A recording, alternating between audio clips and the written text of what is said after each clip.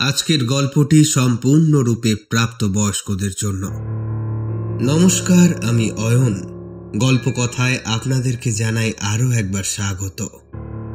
আজকে আপনারা শুনবেন দেবযানী বিশ্বাসের কাহিনী, যখন 13টা বাজে।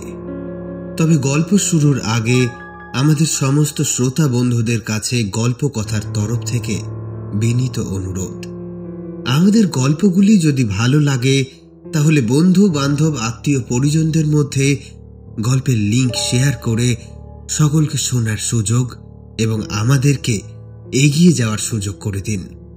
গল্প সংক্রান্ত মতামত জানাতে কিন্তু ভুলবেন না। কমেন্ট সেকশনে আপনাদের মন্তব্যের অপেক্ষাতেই থাকব। চলুন তবে আর সময় নষ্ট না করে এগোনো যাক আজকের গল্পের দিকে। আজকে আপনারা শুনবেন দেবযানী বিশ্বাসের কাহিনী, যখন 13টা বাজে।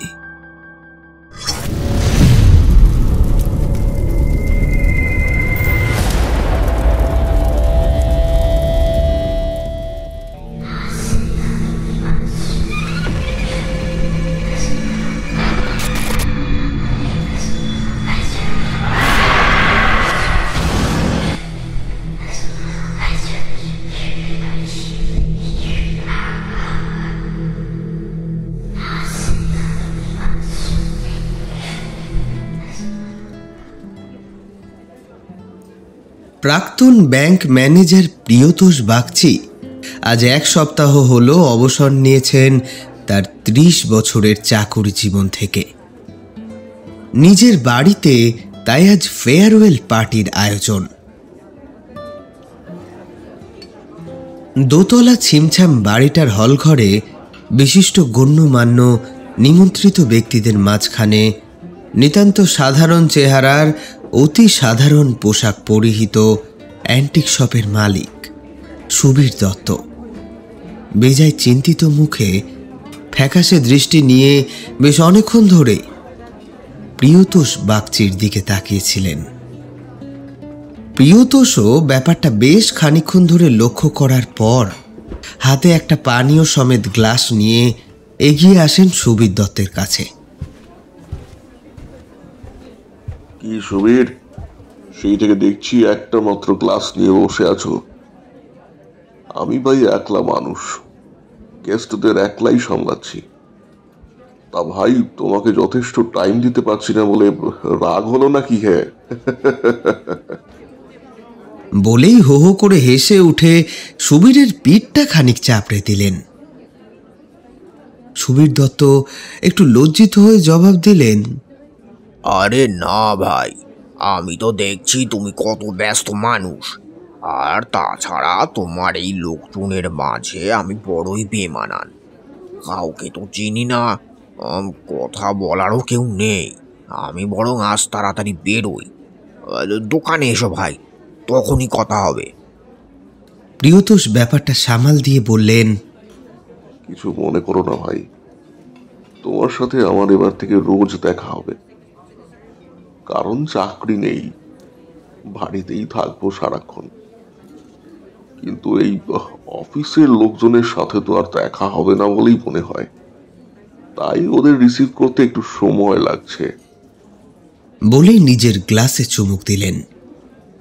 সুবীর যতটা সম্ভব পরিবেশটাকে হালকা করে বলেন, আরে ভাই ঠিকই তো, তোমার তো সর্বক্ষণের সঙ্গী আমি।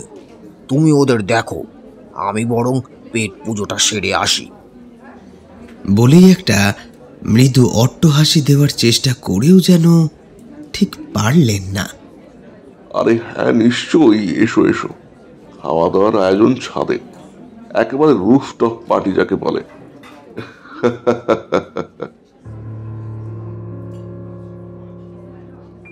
বাপরে, কি বাঁচায় না বেঁচেছে আজ সুবীর। চোখ মুখের ভাবখানা আজকে অন্তত স্বাভাবিক রাখা উচিত ছিল তার, কিন্তু পারলেন না। কোথাও যেন একটু হলেও কষ্টে বুকের ভেতরটায় মোচড় দিয়ে উঠছিল সুবীর দত্তের। এ তল্লাটে মানুষটার বন্ধু বা শুভাকাঙ্ক্ষী বলতে এই একমাত্র সুবীর। আজকে তিনি তার সাথে না থাক, এইসব নিয়ে বড্ড বেশি ভাবছেন আজ তিনি। যা হয়ে গিয়েছে তা হয়ে গিয়েছে, ভেবে লাভ নেই। আর যা করেছেন বুঝে শুনেই করেছেন তিনি, এতে এত ভাবনার কি আছে? মনে মনে এহেন 7-5 কথা ভাবতে ভাবতে সুবীর দত্ত বাড়ির দিকে এগোচ্ছিলেন। ভরপেট খাওয়া আজকাল আর খুব একটা সয় না সুবীর দত্তের। মদটাই তো গোলমাল বেশি করে। না, মনে হচ্ছে বাড়ি গিয়ে বমি না করলে কষ্টটা কমবে না। অ্যান্টাসিড সব সময় সঙ্গে থাকে, আজই আনা হয়নি। বয়স তো বাড়ছে, শরীরের উপর এত অত্যাচার সইবে কেন? আসলে এ কষ্ট যতটা না শরীরের, তার থেকে ঢের বেশি মনের। মানসিক ও শারীরিক অশান্তি ঝেড়ে ফেলতে গিয়েও সে দুটো আজকে যেন আরো বেশি করে চেপে বসল ঘাড়ের ওপর। আর বেশি ভাবলেন না, জোরে পা চালালেন বাড়ির দিকে। আজকে পায়ে হেঁটেই ফিরলেন সুবীর বাবু। শরীর সুস্থ রাখতে অন্তত মিনিট 20 হাঁটা ভালো।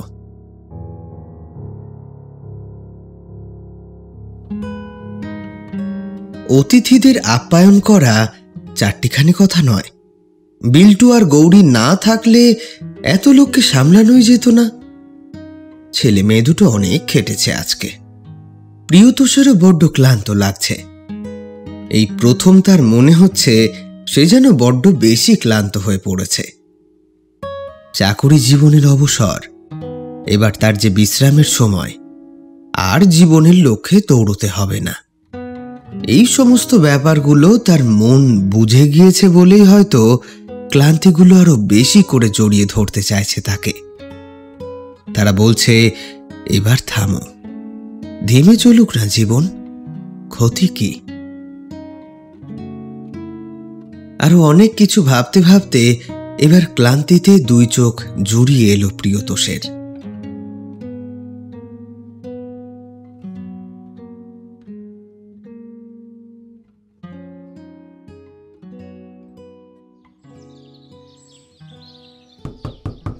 দাদা ওঠো, চা এনেছি। দাদা। সকালে ঘুম ভাঙল মিনতির দরজা ধাক্কানোর শব্দে। সুবীর দত্ত যেন ভূত দেখেছেন, একেবারে চমকে উঠে বিছানার উপর বসলেন। ততক্ষণে শুনতে পেলেন মিনতির ক্যারকেরে স্বরে চিৎকার, দাদা ওঠো, চা এনেছি। এ কথা বলে একবারও শ্বাস না নিয়েই ডেকে চলেছে সে। কই দাদা ওঠো, আরে চা ঠান্ডা হয়ে যাবে যে। মহা বিরক্তি লাগলো সুবীরের। অনেকগুলো রাত বিনিদ্র কেটেছে তার। ভয়ে আতঙ্কে এতদিন দুমড়ে মুচড়ে শেষ হয়ে যাচ্ছিল সে। এই প্রথম একটা রাত পরম শান্তিতে ঘুমোলেন তিনি। তবে এই ধর্মর করে বিছানায় উঠে বসার একটা প্রধান কারণ হলো প্রিয়তোষ। তার কোনো দুঃসংবাদ আশা করেই সুবীরের এভাবে ধর্মড়িয়ে ওঠা। কারণ থাক, সে কথা না হয় কিছুক্ষণ পরেই জানানো যাবে। মিনতির ডাকে এবার বিরক্তির সাথে উত্তর দেন সুবীর। এত জোরে চিৎকার করিস কেন রে? নিঃশ্বাস না নিয়েই কথা বলে যাস, মরে যাস না কেন? বলেই রেগে মেগে দরজা খুললেন। দরজার বাইরে চায়ের কাপ নিয়ে দাঁড়িয়ে থাকা মিনতি ন্যাকা ন্যাকা স্বরে ঠোঁট বাঁকিয়ে বলে, মোলো বলি, মরে গেলে তোমাকে সোহাগ করবে কে গা? বুড়ো বয়সে রস তো নেহাত কম নয়, একেবারে চুপ চুপ করছো। বলতে বলতেই ঘরে ঢুকে টেবিলের উপর চায়ের কাপটা রাখে মিনতি। তারপর ঘর থেকে বেরিয়ে যেতে গেলে সুবীর তার কোমরটা জড়িয়ে ধরেন। সঙ্গে সঙ্গে মিনতি বাধা দিতে দিতে বিরক্তির সুরে বলে, ছাড়ো তো দেখিনি বাবু, মেলা কাজ পড়ে আছে, চাটা খেয়ে আমাকে উদ্ধার করো। বলেই মুখ ঝামটা মেরে ঘর ছেড়ে বেরিয়ে যায়। তার চলে যাওয়া পথের দিকে চেয়ে একটা ফিচেল হাসি হাসেন সুবীর। অনেকদিন পর আজ বেশ আরাম করে চা খেলেন তিনি। ঘুম থেকে উঠে প্রিয়তোষ দেখেন বিল্টু আর গৌরীর যেন আজ কাজে ঠিক মন নেই। বারে বারে প্রিয়তোষের মুখের দিকে তাকাচ্ছে তারা। বিল্টু মাঝে মাঝে অকারণে মুখে একটা বোকা বোকা হাসি টেনে বলছে, মা, মাঝের ঘরটা ভালো করে পরিষ্কার করেছিস তো? গৌরী একটু যেন অপোক্ত অভিনয় করে বলল, দেখেছিস তো অবস্থা, ওগুলো না সরালে পরিষ্কার হবে কি করে? প্রিয়তোষ মনে মনে হাসলেন। সত্যি, শরীরের বয়স বাড়লেও মনের বয়স সকলেরই বোধহয় একই থাকে। কালকে অতিথিদের আনা উপহারগুলো গৌরী বিল্টুরা দেখতে চাইছে। এই যেন ওদের একটা উৎসব।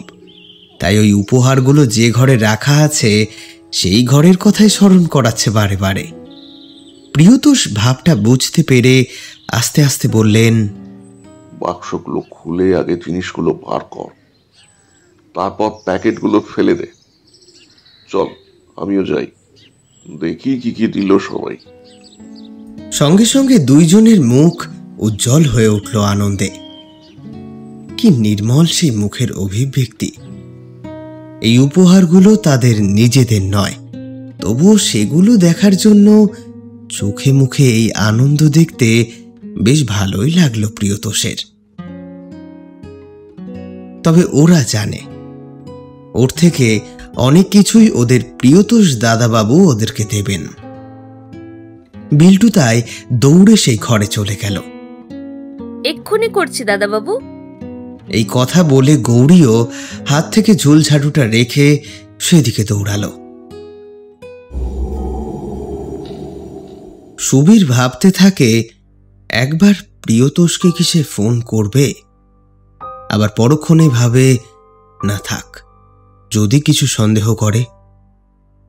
কিন্তু কিছুতেই কাল রাত থেকে নিজের মনটাকে শান্ত করতে পারছে না সুবীর। আসলে যেদিন থেকে কাজটা তিনি করবেন বলে ভেবেছেন, সেদিন থেকেই মনে একটা উচাটন শুরু হয়েছে তার, আর সেই যেন থামতেই চায় না। মিনতি, এই মিনতি, আজ কি রান্না করলি রে? নিজের ঘরে বসে বসেই সুবীর লম্বা একটা হাত পারলেন। ঝিঙে আলু পোস্ত, ঝিঙে খোসা বাটা আর মুগের ডাল। রান্নাঘর থেকে চেঁচিয়ে জবাব দিল মিনতি। পোস্ত, মুগ ডাল এইসব খাইয়ে আমাকে মারার প্ল্যান করছিস নাকি রে? কিরে? একটু যেন রসিকতার সুরেই বললেন সুবীর। মিনতি সঙ্গে সঙ্গে হাতে খুন্তি নিয়ে ছুটে এসে ঝাঁঝালো গলায় বলল, শালা, 3 কাল গিয়ে 1 কালে ঠেকেছে। তাও তো এই 30 বছরের মিনতিকে নিয়ে বিছানায় রোজ দলাই মশাই না করলে ঘুম হয় না। আর সেই উপরি টাকায় আমার বরের চিকিৎসা হচ্ছে। তা বলি, তোমাকে মেরে আমার বরটাকে জমে দরে পাঠাবো নাকি? এত বোকা এই মিনতি নয়, বুঝলে? বলেই আবার দমদম করে রান্নাঘরে চলে গেল। সুবীর একটা বাঁকা হাসি হাসলেন। মিনতির পিছনে লাগলে এইভাবে রেগে গিয়ে 4টে গালাগাল দেয় সে। শুনতে খুব একটা ভালো না লাগলেও এখন এই মুহূর্তে প্রিয়তোষের একটা কোনো ভালো মন্দ খবর না পাওয়া পর্যন্ত এভাবে জোর করে হেসে খুশেই সময় কাটাতে হবে। আজ দোকানে যাননি সুবীর বাবু। প্রিয়তোষকে নিয়ে চাপা একটা টেনশন কাজ করছে। ওদিকে বাবলু দোকানটা সামলাতে পারছে কিনা কে জানে। অগত্যা তাকে এবার কম্পিউটারে চোখ রাখতেই হবে। দোকানের একটা ক্যামেরা যদিও খারাপ হয়েছে, তবুও বাকি যে 5টা আছে ওতেই কাজ হয়ে যাবে।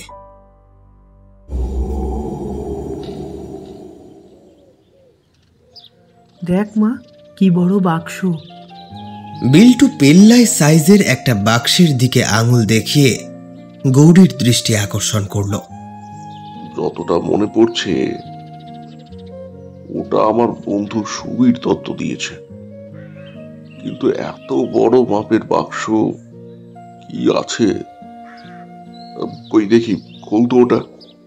প্রিয়তোষ গৌরীর হাতে কাঁচিটা দিতে দিতে বলেন, সুবীরের অ্যান্টিক শপ রয়েছে, নিশ্চয়ই অ্যান্টিক কিছু একটা দিয়েছে। ওটা মানে কি গো জেঠু?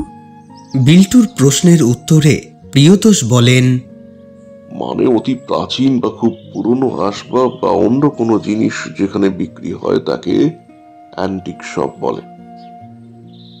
এই ধর, জমিদার আমলের কোনো নকশা করা আয়না বা কাঠের আলমারি বা পালঙ্ক, তারপর ধর কোনো নবাবী আমলে কোনো তলোয়ার, কোনো রাজার আমলে কোনো দেবী মূর্তি, এইসব আর কি। এগুলোর অনেক দাম হয়, লোকজন অনেক দামে কিনে নিয়ে যায় বাড়িতে এইসব জিনিস। গৌরী ততক্ষণে বাক্সখানা খুলে ফেলেছে। বাক্স খুলতেই বেরিয়ে এলো একটা প্রমাণ মাপের দেওয়াল ঘড়ি, অতি সূক্ষ্ম নকশা কাটা চারিদিকে। পুরো ঘড়িটায় কাঠের, মাঝে মাঝে আবার সোনার উপরও পাত বসানো। সে কাঠের পালিশ এতই চকচক করছে যে মনে হচ্ছে সদ্য পালিশ করিয়ে আনা হয়েছে। আর তাই দেখে গৌরী আর বিল্টু নিজেদের চোখ দুটোকে এতটাই বড় করেছে যেন ভূত দেখে ফেলেছে ওরা। তবে ওদের এই চোখ বড় করার কারণ ভূত নয়, বরং ছিল তার থেকেও বেশি সাংঘাতিক। এ কি গো দাদা বাবু, এতে যে 13 লেখা রয়েছে গো। 13টা আবার কখনো বাজে নাকি? 12টার পর তো 1টা বাজে। গৌরী যে এরকম একটা কথা বলবে তা বোধহয় প্রিয়তোষ ভাবতেও পারেনি। তাই সে সাথে সাথে মেঝের ওপরে রাখা বিশাল ঘড়িটাকে এক হাতে টেনে নিজের দিকে ঘুরিয়ে নিলেন। এত ভারী জিনিসটা সুবীর একা একা বয়ে আনলো, কি করে আনলো কে জানে। চোখটা কুঁচকে গেল প্রিয়তোষের। এমন জিনিস তো বাপের জন্মেও দেখেনি কখনো। ঘড়ির মধ্যে 13র ঘর, মানে মোট 13 ঘন্টা। না না, এ কি করে সম্ভব? মজা করছে নাকি সুবীর? না, তাই বা কেন করবে? উপহার দিয়েছে যখন, তখন নেহাত মজা তো করেনি সে। কিন্তু রেলের ঘড়ির মতো 13-14 করে যদি 23 পর্যন্ত ঘর থাকতো তাহলেও না হয় এতটা অস্বাভাবিক মনে হতো না। কিন্তু এ যে 13র পরে সোজা 1, মানে ভালো করে ভেবে দেখলে বোঝা যায় এই ঘড়ি নির্দেশ করছে একদিনে মোট 26 ঘন্টা, যেটা কখনোই সম্ভব নয়। আচ্ছা শোন, বাকি বাক্সগুলো তাড়াতাড়ি খুলে একদিকে সব রেখে দিয়ে বাক্সগুলো ফেলে দে, আমি একবার আসছি। আর এই ঘড়িটা খাটের উপর রাখ, মেঝেতে রাখিস না, পা লেগে যদি ভেঙে টেঙে যায়। কি যেন একটা ভেবে পাশের ঘরে চলে গেলেন প্রিয়তোষ। বিল্টু আর গৌরীও ভারী অবাক হয়েছে। তবে তারা খুব বেশি মাথা না ঘামিয়ে ওনার কথা মতো বাকি বাক্সগুলো একে একে খুলতে লাগলো। পাশের ঘরে এসে সুবীরকে একটা ফোন লাগায় প্রিয়তোষ। বেশ খানিকক্ষণ রিং হওয়ার পর ওপার থেকে কাঁপা কাঁপা স্বরে শোনা যায় সুবীরের গলা। হ্যালো, প্রিয়তোষ বলছি রে, বিরক্ত করলাম?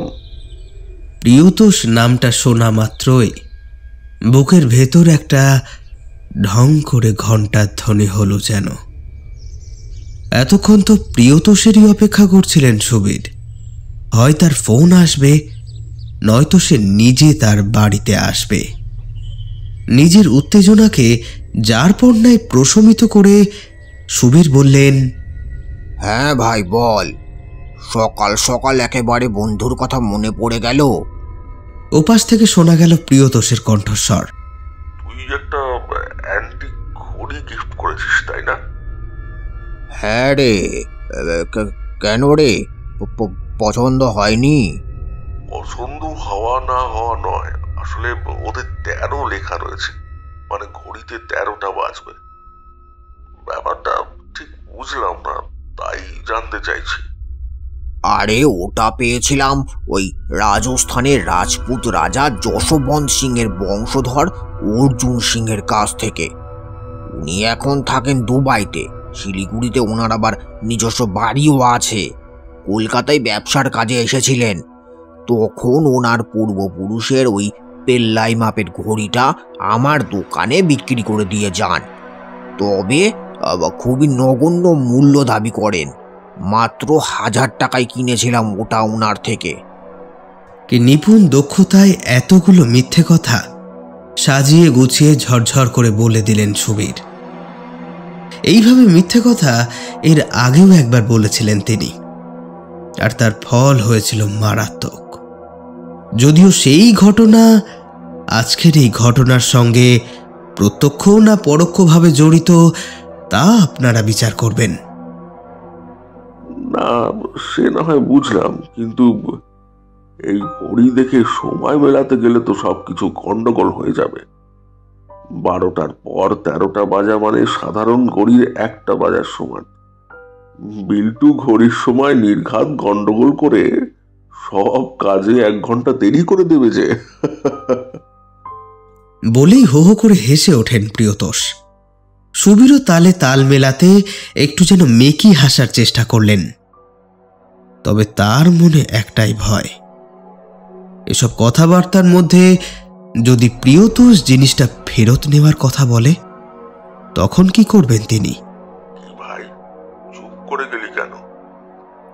একটু কানেকশনের প্রবলেম হচ্ছে ভাই। আবারও একটা মিথ্যে। শুনতে পাচ্ছিস এবার? হ্যাঁ, হ্যালো, শুনতে পাচ্ছি, বল।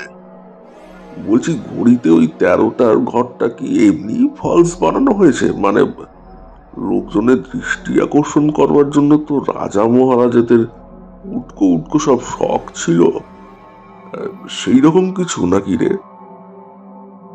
এবার পড়লেন মহা বিপদে। সুবীর কি উত্তর দেবেন? এ তো ফলস নয়। ওই 13র ঘর মানুষকে তার নিদারুণ সত্যের সামনে এনে দাঁড় করিয়ে দেয়। সেটা ফলস কিভাবে হতে পারে? সুবীরবাবু ব্যাপারটা মনে মনে খানিক গুছিয়ে নিয়ে এবার বললেন, আমি জানি না রে, শুধু দেখলাম ঘড়িটা চলছে। অর্জুন সিং বলেছিলেন তার দাদু যশবন্ত সিং আমেরিকায় এক ব্যারিস্টারের বাড়ি আমন্ত্রণ পেয়ে গেছিলেন। সেই ব্যারিস্টার কোনো এক সায়েন্টিস্টকে দিয়ে এই ঘড়ি বিশেষভাবে তৈরি করেছিলেন যশবন্ত সিংকে উপহার দেওয়ার জন্য। এতই উন্নত সব যন্ত্রপাতি এতে রয়েছে যে সেই বিজ্ঞানী বলেছিলেন এই জিনিস প্রায় 1000 বছর টিকে সময় দেখানোর ক্ষমতা রাখে। দেখছিস না কেমন নতুনের মতন ঝকঝক করছে? আমি নিজেই রেখে দিতাম। ওটা নমিতা ঝাড়াঝাড়ি করতে গিয়ে ফেলে ভেঙে দেবে, তাই ওটা তোর কাছে রাখ। গৌরী খুব সাবধানী, ও ঠিকই বুঝিয়ে শুনিয়ে রাখবে।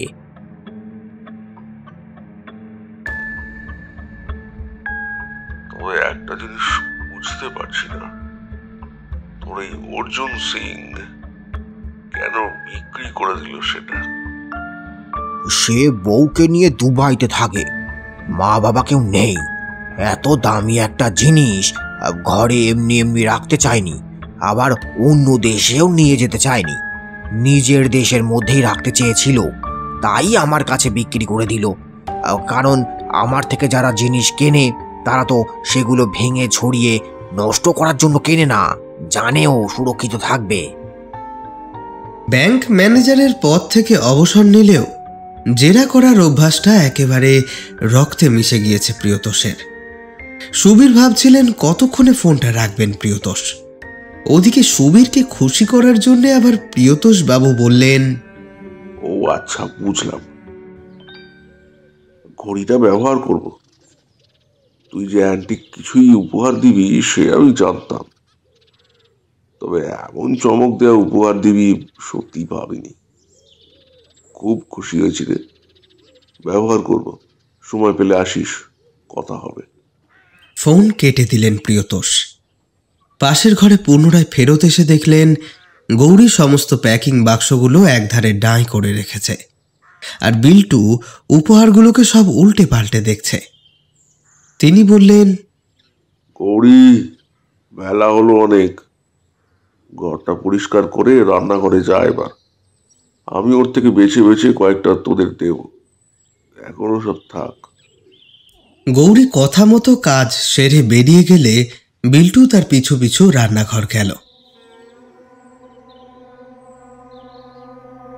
প্রিয়তোষ ঘড়ির পিছন দিকে চাবি ঘুরিয়ে দম দিলেন, টাইম সেট করলেন।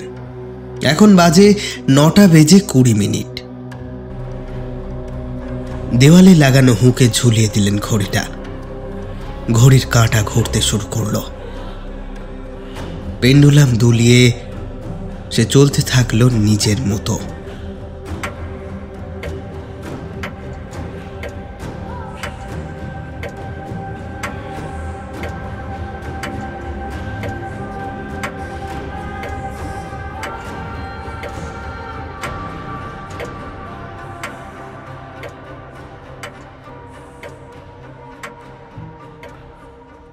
সুবীর যেন একটু বেশি চিন্তায় ডুবে যাচ্ছিল ধীরে ধীরে।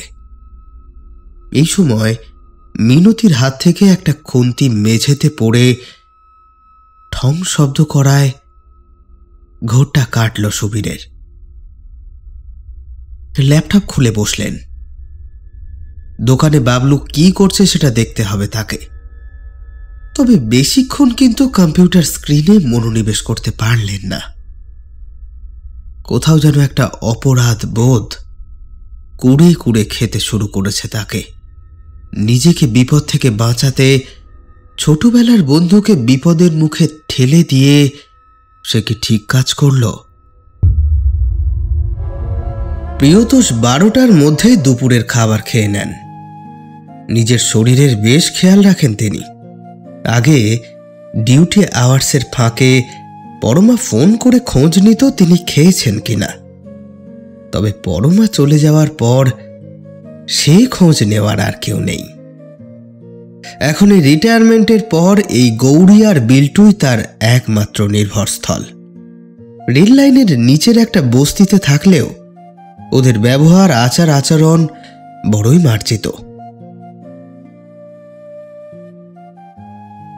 ডাক্তার যখন প্রথম বললেন পরমা আর কোনোদিনও মা হতে পারবে না, তখন থেকেই সন্তান স্নেহ ঠিক কি জিনিস, সেই অনুভূতির স্বাদই বা কেমন, তা জানার সৌভাগ্য হারিয়েছিলেন প্রিয়তোষ। কিন্তু এই শেষ বয়সে বিল্টুকে দেখার পর মনের কোণের আবার সেই স্নেহ মাখা নরম অংশটা যেন নড়ে চড়ে বসেছে। বাচ্চাটা সর্বক্ষণ মায়ের আঁচল ধরে ঘোরে, পড়াশোনা করে না। তাই প্রিয়তোষ ভাবছেন ওকে স্কুলে পাঠাবেন, নিজে বসে ওকে লেখাপড়া দেখাবেন। আর এতে যে গৌরীর বিন্দুমাত্র আপত্তি নেই সে খবর তিনি 1 সপ্তাহ আগেই জেনে নিয়েছেন। দাদাবাবু, খাবার হয়ে গেছে, খেতে দেব? গৌরীর কথায় প্রিয়তোষের চিন্তার জালটা আলগা হলো। হ্যাঁ দে, তোরা তোদের খাবারটা নিয়ে চল, বিকেলে ঠিক সময় চলে আসিস, সন্ধে দিতে হবে, মাথায় থাকে যেন। স্বামী যেহেতু বাইরে বাইরে কাজ করতেন, সেহেতু পরমা সারা জীবন পুজো আচ্ছায় নিজেকে একেবারে সঁপে রেখেছিলেন। প্রিয়তোষ এত বছর পর এ বাড়িতে পা দিয়ে পরমার সেই ইচ্ছের বিরোধিতা করতে চান না। পুজো করা, সন্ধে দেওয়া, এই ঐতিহ্যগুলোর মধ্যেই তার পরমা বেঁচে থাকুক। প্রিয়তোষের খাওয়া হলে গৌরী বাসন মেজে নিজেদের খাবার নিয়ে চলে যায় দুপুর 1:45 নাগাদ। তবে সেই অ্যান্টিক ঘড়ির কাঁটা বলছে এখন 13:15। প্রিয়তোষ বিছানায় বসে শেক্সপিয়ারের একটি নভেল নিয়ে ডুবে যান তাতে। সুবীর সারা ঘরে উদ্ভ্রান্তের মতো পায়চারি শুরু করেছেন।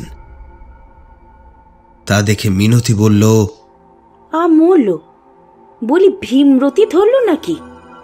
ঘরের এই মাথাও মাথা করছো কেন? বিরক্ত করিসনি তো, যা এখন, 2টোর সময় খেতে দিবি, যা। একটু যেন কড়া ধমকের সুরেই বললেন কথাগুলো। মিনতি এমন ব্যবহার আশা করেনি। সে এক প্রকার মুখ ঝামটা দিয়ে সরে গেল সেখান থেকে।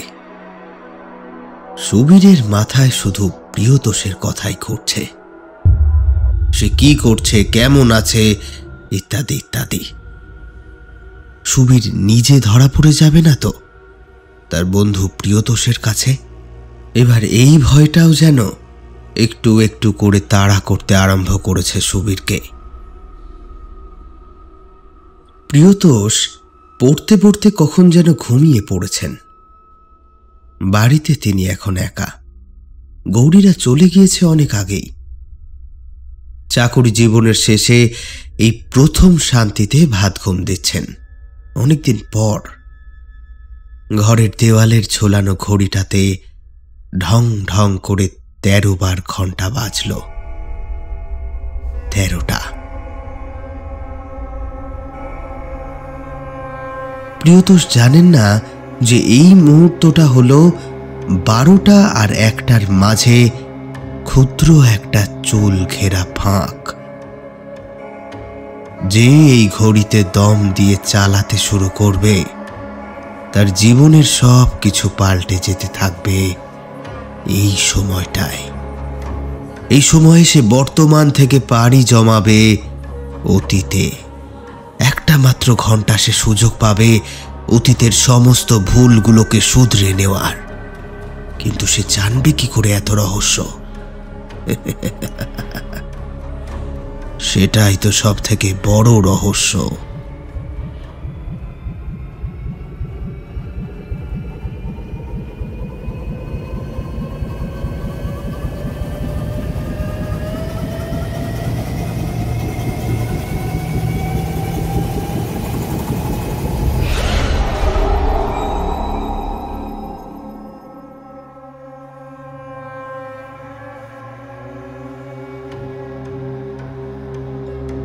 একটা বেশ ভারী কোনো জিনিসের অতিরিক্ত ঘর্ষণের আওয়াজে ঘুমটা ভেঙে যায় প্রিয়তোষের। আর সেই সাথে তিনি নিজেকে আবিষ্কার করেন তার পুরনো একতলা বাড়িতে, যেখানে পরমাকে বিয়ে করে এনেছিলেন তিনি। এ কি করে সম্ভব? তিনি তো ঘুমোচ্ছিলেন নিজের দোতলা বাড়ির বিছানায়। শেক্সপিয়ারের একটি নোবেল হাতে ধরা ছিল তার, কিন্তু সেই সব কোথায়? ওদিকে ঘর্ষণের আওয়াজটা থেকে থেকেই কেমন বেড়ে চলেছে। ঘরের বাইরে বেরিয়ে এলেন তিনি পায়ে পায়ে। দেখলেন তার স্ত্রী পরমা শিলে বাটনা বাটছেন আর মা উঠোনে বুড়ি রোদে দিচ্ছেন। এসব কি? পরমা তো সেই কবেই মারা গিয়েছে। আর তার মা, তিনি তো তারও অনেক আগে। পরমাকে এত অল্প বয়সী সুন্দরী দেখতে লাগছে কেন? কিভাবে সম্ভব এসব? আর মায়েরও তো কই, কোমর ভাঙেনি তো। কি হচ্ছে এসব তার সাথে? চোখের সামনে মা, পরমা, দেয়াল, চেয়ার, টেবিল, উঠোন সব কেমন যেন গোল গোল পাক খেয়ে ঘুরতে আরম্ভ করেছে। সেগুলো ঘুরতে ঘুরতে যেন একটা বিন্দুতে মিলিত হচ্ছে। মনে হচ্ছে এক্ষুনি তার ভিতর প্রিয়তোষ ঢুকে যাবে, এত বেশি সেই বিন্দুটির আকর্ষণ। এসব দেখতে দেখতে হঠাৎ মাথা ঘুরে মেঝের ওপর পড়ে গেলেন প্রিয়তোষ।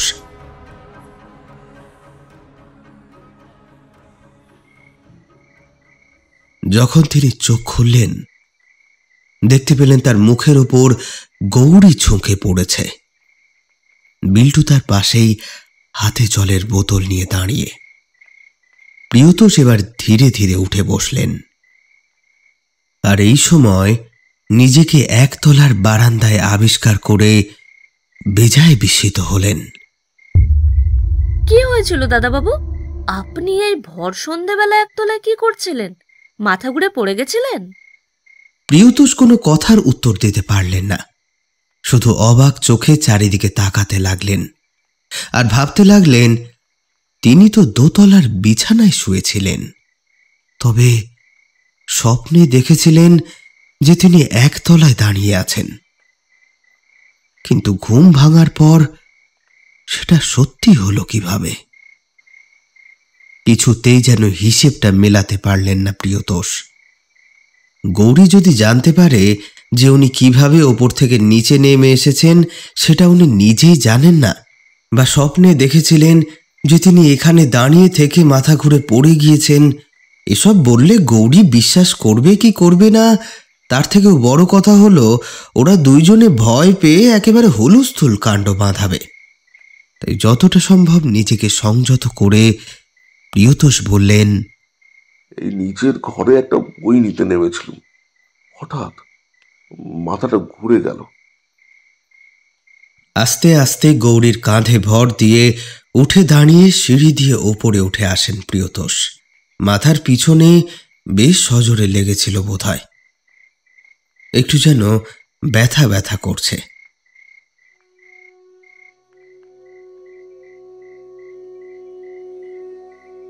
শাঁখ বাজানোর আওয়াজ কানে যেতেই সম্বিত ফিরল তার। সন্ধে হয়ে গিয়েছে। তিনি তো সেই খেয়ে দিয়ে ঘুমিয়েছিলেন 1টা নাগাদ, তার মানে 4-5 ঘন্টা এভাবে মেঝেতে পড়েছিলেন। ভেবেই শিহরিত হলেন প্রিয়তোষ। বাবা, আমার তো দেখেই হাত পা ঠান্ডা হয়ে গেছিল। ভালো মন্দ কত কিছু যে ভাবছিলাম। কেন যে আপনি নিচে নামেন আমাকে বলতে পারতেন তো, আমি সকালে বাড়ি যাওয়ার সময় বইপত্র সব বের করে রেখে যেতাম। গৌরী যে বেশ ভালো রকম ভয় পেয়েছে তা ওর কথার ধরনেই বোঝা যাচ্ছে। বিছানার চাদরটা ঠিক করতে করতে সে বলল, আপনি একটু রয়ে শোয়ে আমাকে গায়ের জামাগুলো দিয়ে দেবেন, কেচে দেব। মেঝের ওপর পড়েছিলেন ওই জামা পরে, ওগুলো আর পরতে হবে না। গৌরীর কথায় সম্মতি জানিয়ে বিল্টুকে নিজের কাছে ডাকলেন। আয়, আমার কাছে আয়। সে তার মায়ের আঁচল ধরে প্রিয়তোষের দিকে চেয়ে অনেকক্ষণ ধরে দাঁড়িয়ে আছে। বিল্টু এবার ওর কাছে যেতেই ধীরে ধীরে বললেন, লেখাপড়া করবি? স্কুলে ভর্তি করে দেব। বিল্টুকে কিছুমাত্র উত্তর দেওয়ার অবকাশ না দিয়ে গৌরী জানলার পর্দাগুলো টেনে দিতে দিতে বলল, এখন ওসব থাক, আপনি জিরুন তো, ওসব নিয়ে পরে কথা হবে। কথাগুলো বলেই বিল্টুর হাত ধরে বেরিয়ে যেতে চাচ্ছিলেন গৌরী। প্রিয়তোষ তাকে কোনো রকমে বাধা দিয়ে বললেন, আর শোন, বিল্টু আমার কাছে থাক, গল্প করি খানিক। গৌরী যে এই কথায় খুব একটা খুশি হয়নি তা তার মুখ চোখের ধরন দেখেই বোঝা গেল। তবুও দাদাবাবুর কথায় ছেলেকে সেখানে রেখেই চলে গেল ঠাকুর ঘরে। সন্ধে দিতে হবে। ওদিকে সুবীর ভাবছিলেন একবার প্রিয়তোষকে ফোন করবেন, কিন্তু কি মুখে করবেন? ওই ঘড়ি উপহার দিয়ে তাকে যে বিপদের মুখে তিনি ফেলেছেন তার তো কোনো ক্ষমাই নেই। একমাত্র যদি না ফোনটা করাই যাক, এই ভেবে ফোনটা হাতে তুলে নিলেন তিনি। 2বার রিং হওয়ার পরেই ফোন তুললেন প্রিয়তোষ। হ্যালো সুবীর, বল। খানিক থেমে সুবীর প্রশ্ন করলেন, কি করছিস রে? বই পড়ছিস নাকি? না ভাই, এই বিল্টুর সাথে গল্প করছি। তুই কি দোকানে? কি ব্যাপার, ওর সাথে কি কিছুই ঘটেনি? এত স্বাভাবিকভাবে কথা বলছে, সুস্থ আছে তো? কি জানি। তুই কি সুস্থ আছিস? এমন কথা কি কাউকে জিজ্ঞেস করা যায়? তাই কথাটা ঘুরিয়ে বললেন, না ভাই, দোকানে যাইনি, ভাবলাম তোকে ফোন করে ডেকে নি, ফ্রি থাকলে আসতে পারিস, বোর হচ্ছি। না রে, আজ যাব না, শরীরটা বিশেষ ভালো নেই, মাথা ঘুরে পড়ে গেছিলাম। গৌরী এসে তুলেছে, ও এখন আমাকে কোথাও বেরোতে দেবে না, কড়া নজরে রাখছে। পাকামি একটা। এতক্ষণ যে কথাটা শুনতে চাইছিলেন ঠিক সেই কথাটাই জানতে পারলেন সুবীর। তার মানে ওই অভিশপ্ত ঘড়ি তার খেল দেখাতে শুরু করে দিয়েছে। এবার একটু খোলসা করে তো না জানলেই নয় যে ঠিক কি ঘটেছিল। তাই বেশ উদ্বিগ্ন স্বরে সুবীর প্রশ্ন করলেন, সে কি রে, কি করে? মাথা ঘুরে পড়ে যাওয়ার ব্যামো আবার কবে থেকে ধরলো তোকে? একই সাথে একটু বেশি প্রশ্ন করে ফেলেছেন বুঝতে পেরে তৎক্ষণাৎ চুপ করে গেলেন সুবীর। আরে সেই রকম কিছু নয়, ভাত খেয়ে ঘুমিয়ে পড়েছিলাম বই পড়তে পড়তে। তারপর কি একটা ভেবে কয়েক সেকেন্ড চুপ করে থেকে প্রিয়তোষ বললেন, ছাড় তো, আমিও যেমন কি সব বলে চলেছি। আচ্ছা শোন, বিল্টু বাবু এখানে এবার বোর হচ্ছে, ওকে গল্পটা বলে শেষ করি, তোর সাথে পরে আবার কথা হবে, বুঝলি? ফোন রেখে দিলেন প্রিয়তোষ। সুবীর মনে মনে ভাবলেন, ইস, বাকিটা শোনা হলো না, কিন্তু যেভাবেই হোক তাকে যে জানতেই হবে।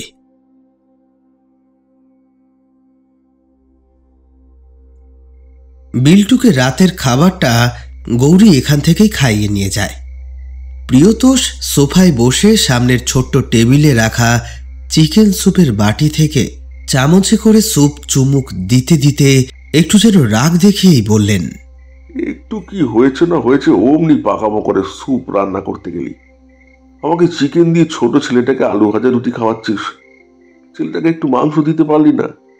মেঝেতে বসে বিল্টুর মুখের রুটি ছিঁড়ে দিতে দিতে গৌরী উত্তর দিল, কাল আমাদের বস্তিতে বিয়ে বাড়ি গো, সকাল থেকে নেমন্তন্ন। মাংস খাবে তো? পরপর দুদিন ধরে খেলে শরীর খারাপ করবে না? প্রিয়তোষ আর কোনো কথা না বলে চুপচাপ খেয়ে নিলেন।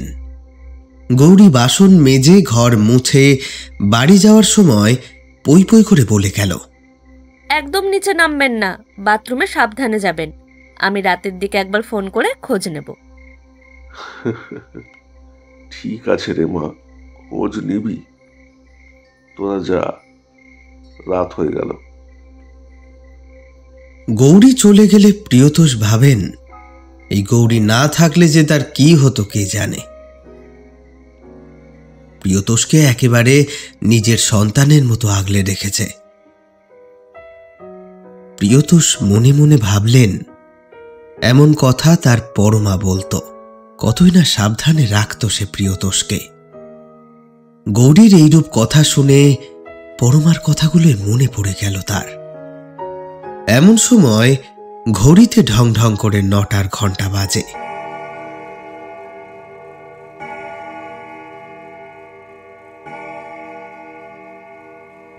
এতক্ষণ প্রিয়তোষ খেয়াল করেননি, এবার লক্ষ্য করলেন দেওয়াল ঘড়িটার সাথে শোকেজে রাখা লাফিং বুদ্ধের পেটের মধ্যে যে ঘড়িটা রয়েছে তাতেও 9টা বাজে।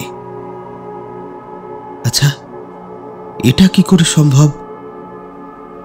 এই ঘড়ির তো 1 ঘন্টা স্লো থাকার কথা, কারণ এতে 13টার ঘর আছে। তবে কি ওটা ফলস? না, ব্যাপারটা বড্ড জটিল লাগছে প্রিয়তোষের। আর এসব ব্যাপার নিয়ে তিনি মাথা ঘামালেন না, মাথা থেকে ঝেড়ে ফেললেন ব্যাপারটা।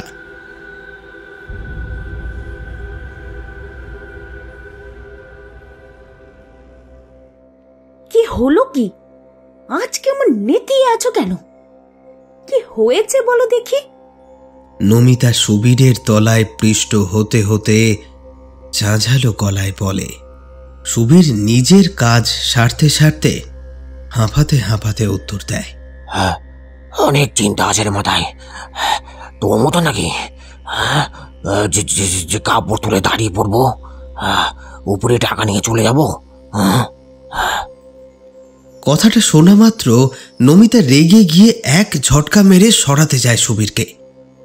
কিন্তু সুবীর নমিতার অভিসন্ধি বুঝে হিংস্র জন্তুর মতো গো করে ওঠে। নমিতার চুলের মুঠি ধরে পা দুটোকে আটকে রাখে প্রবল আক্রোশে। হাঁপাতে হাঁপাতে বলে, উঠিস না, আর একটু। তৃপ্তির একেবারে শেষ বিন্দুতে এসে একসময় সুবীর ছেড়ে দেয় নমিতাকে। নমিতা শাড়ি ঠিক করতে করতে বলে, কিসের এত চিন্তা গো তোমার? কি আবার হলো? সুবীর একটা সিগারেট ধরিয়ে ঝাঁঝালো স্বরে উত্তর দেয়, তোকে অত জানতে হবে না, যা নিজের কাজে যা।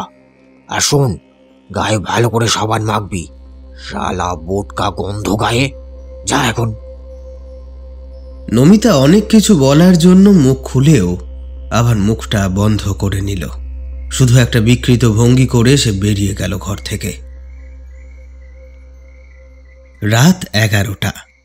নভেলের বাকি অংশটুকু এতক্ষণে শেষ হলো তার। এবার ঘুমানোর প্রয়োজন। এই বেলা না ঘুমোলে আবারও ভুলভাল স্বপ্ন দেখে ঘুমের মধ্যে হাঁটতে থাকবেন প্রিয়তোষ। তাই আর দেরি না করে এসির ফ্যানের স্পিডটা বাড়িয়ে দিয়ে গায়ে একটা পাতলা চাদর চাপিয়ে শুয়ে পড়লেন।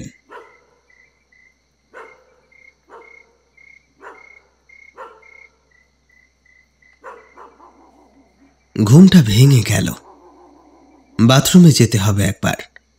হাত বাড়িয়ে বেড সুইচ অন করে ঘড়ির দিকে তাকিয়ে দেখলেন 12:55। মানে সাধারণ সময়ে 1টা বাজতে 5 মিনিট বাকি। তবে ওই দেওয়াল ঘড়ি জানান দিচ্ছে এখন 13টা বাজতে আর মাত্র 5 মিনিট বাকি। এখন 13টা বাজতে আর মাত্র 5 মিনিট বাকি। প্রিয়তোষের মাথায় এক ছেলে মানুষে খেলে গেল।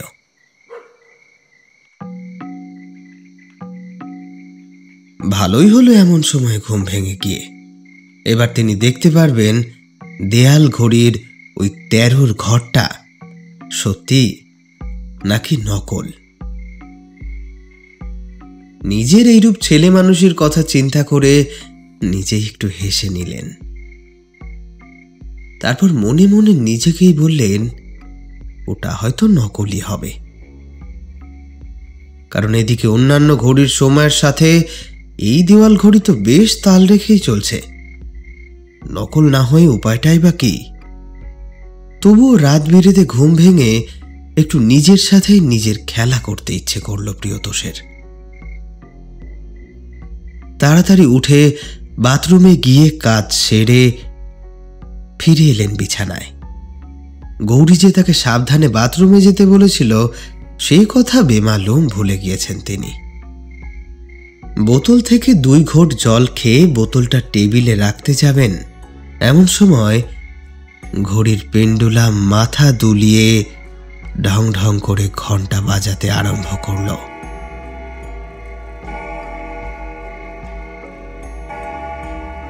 তেরো বার ঘন্টা বাজিয়ে ক্ষান্ত হল সে। এখন ওই দেওয়াল ঘড়িতে পুরোপুরি 13টা বাজে। সঙ্গে সঙ্গে প্রিয়তোষের চারপাশে ঘটল এক অদ্ভুত পরিবর্তন। দেওয়াল, আলমারি, বিছানা, টেবিল, শোকেস, জানলা, দরজা সবকিছু গোল গোল পাক খেতে শুরু করল। ঠিক তার চোখের সামনে, যেমনটা আজ বিকেল বেলা হয়েছিল। এতক্ষণ জানলার বাইরে থেকে ভেসে আসা কুকুরের চিৎকারটাও আর শোনা যাচ্ছে না। একেবারে নিস্তব্ধ চারপাশ। শুধু সামনের ঘূর্ণায়মান দৃশ্যের ঘূর্ণনের বেগ যতই বাড়ছে ততই যেন এক ধরনের যান্ত্রিক আওয়াজ কানে তালা লাগিয়ে দিতে চাইছে প্রিয়তোষের। পাখা, exhaust fan, table fan, washing machine যখন ঘুরতে শুরু করে তখন যেমন যান্ত্রিক ঘূর্ণনের তীব্র একটা শব্দ কানে আসে, এই শব্দটাও ঠিক যেন সেই রকম। এই দৃশ্য বেশিক্ষণ সহ্য করতে না পেরে আবারও বিছানার ওপর শুয়ে পড়লেন প্রিয়তোষ। তবে এবার ঘুম ভাঙল ওনার স্ত্রী পরমার ডাকে।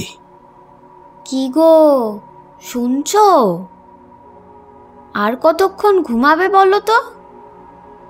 এবার ওঠো। প্রিয়তোষ বিছানায় উঠে বসে পরমাকে এত অল্প বয়সী সুন্দরী দেখে রীতিমতো অবাক হয়ে যান। পরমা ভিজে চুল মুছতে মুছতে আয়নার সামনে দাঁড়িয়ে প্রিয়তোষকে ডাকছিল। বিছানার বাড়ি লাগানো আয়নায় এবার নিজেকে দেখতে পান প্রিয়তোষ, আর সঙ্গে সঙ্গে যেন ভূত দেখার মতন চমকে ওঠেন। এ কি প্রিয়তোষ, নাকি সেই 28-30 বছর বয়সী পরমার সেই প্রিয় আর মায়ের পুপু?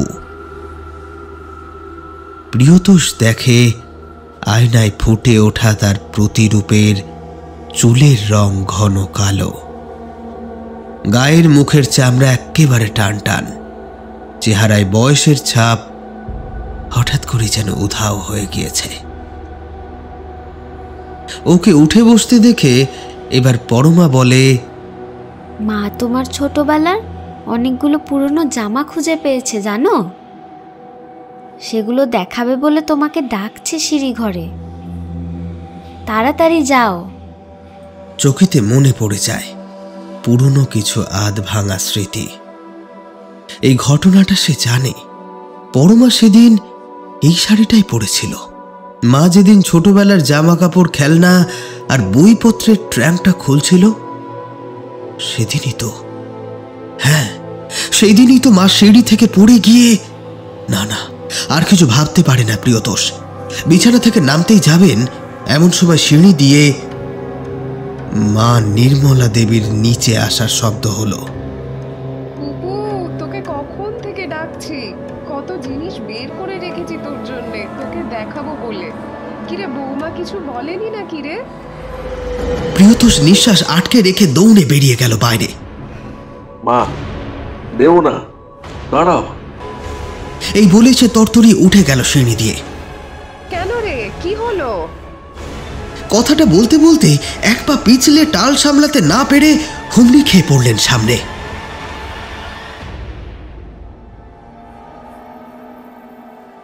ভাগ্যিস প্রিয়তোষ ততক্ষণে সামনে এসে পড়েছিল, তাই মা একেবারে ছেলের বুকের উপর আছড়ে পড়লেন। মাকে ধরে নিতে পারল প্রিয়তোষ। না হলে আজ যে কি হতো সেটা তো প্রিয়তোষ জানেই।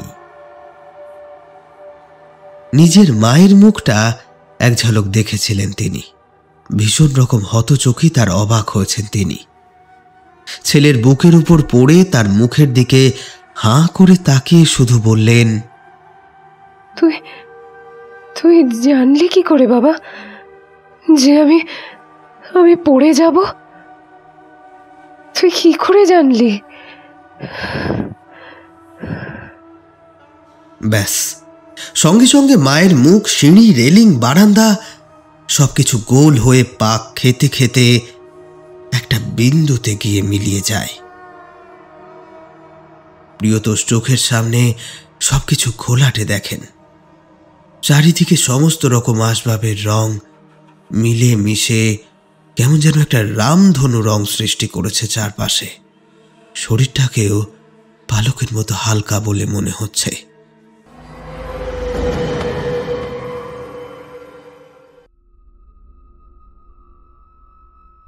ঘুম যখন ভাঙল তখন প্রিয়তোষ দেখলেন বিছানায় শুয়ে আছেন তিনি, কেমন যেন এঁকে বেঁকে।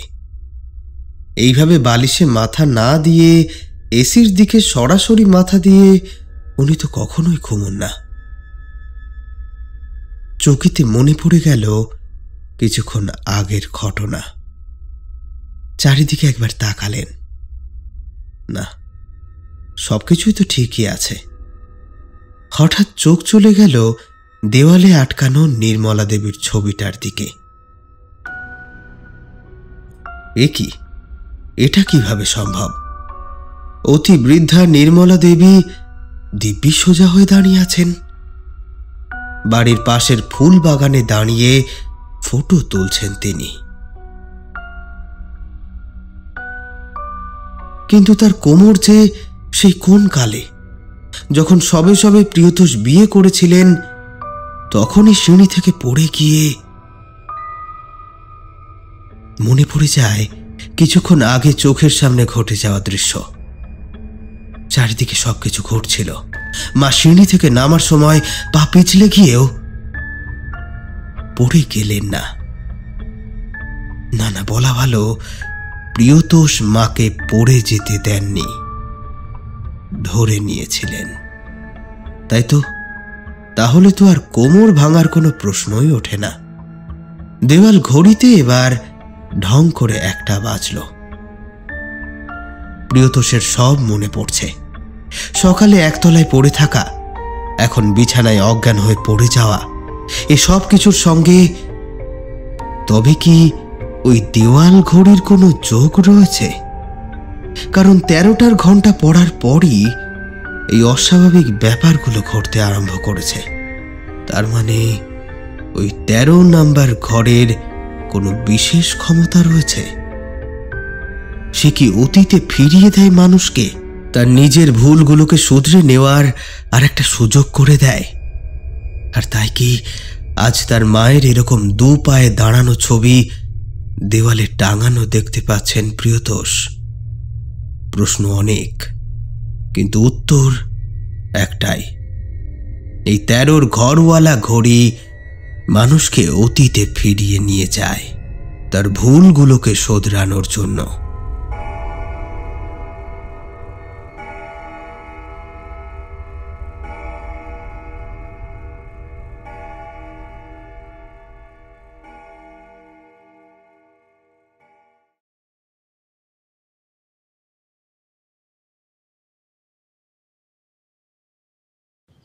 সুবীর অনেকক্ষণ কোনো কথা বলতে পারলেন না।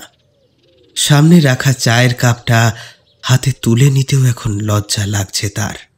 কি বলা উচিত আর কি বলা উচিত নয় তা ঠিক যেন অনুধাবন করতে না পেরে একেবারে পাথরের মূর্তির মতো চুপ করে রইলেন তিনি। কিরে, বল কিছু, তুই জানতিস না? চমক ভাঙল প্রিয়তোষের কথায়। না রে, তোকে তো বলেছিলাম আমি কখনো ঘড়িটাতে দম দিয়ে দেখিনি। আর এই ঘড়ি যখন অর্জুন সিং বিক্রি করতে আসেন তখন আমি তো দুপুরে খেতে গেছিলাম বাড়িতে। বাবলু ছিল দোকানে, ও নিজেই কথাবার্তা বলে কিনে নিয়েছিল। এই তো 3-4 হলো ওটা আমার দোকানে এসেছে। তারপর তুই নিমন্ত্রণ করলি, আমি ওটা উপহার দিলাম তোকে। 13টা বাজলে যে ঠিক কি হয় তা বাবলু জিজ্ঞেস করেনি অর্জুন সিংকে। অর্জুন সিংও এইসব বলেনি। সব জাত ব্যবসায়ী, বুঝলি কি না? সত্যি বললে যদি না কিনি, তাই চেপে গেছিল হয়তো। আমি নিজেও জানি না ওটা আদৌ চলে কিনা। আমি তো এমনি তোর ড্রয়িং রুমে একটা বেশ সুন্দর সোনার উপর পাত বসানো ঘড়ি সাজিয়ে রাখার জন্য দিয়েছিলাম। গড় গড় করে মিথ্যে কথাগুলো অবলীলায় বলে তারপর থামলেন সুবীর। বুঝলাম। ঠোঁটের নিচটা বার দুয়ে ঘষে নিলেন প্রিয়তোষ। চুপ করে কিছু একটা যেন ভাবছেন তিনি। ওনাকে ওভাবে চুপ করে বসে থাকতে দেখে সুবীর বললেন, তাহলে ওটা যদি তোকে সমস্যায় ফেলে তাহলে বল, নিয়ে চলে যাব, বেচে দেব অন্য কোথাও। সঙ্গে সঙ্গে প্রিয়তোষ সুবীরের হাতখানা চেপে ধরে দুদিকে ঘাড় ঝাঁকিয়ে বলেন, না না, একদম না। আমি ওই ঘড়ি কাজে লাগিয়ে এবার নিজের সমস্ত রকম ভুল শুধরে নেব। জীবনে ভুল তো একটা করিনি ভাই, সেগুলো সব যদি শুধরে নিতে পারি তবে জীবনটা আরো সুন্দর হবে। আমি ওটা দেব না, ও থাক আমার কাছে।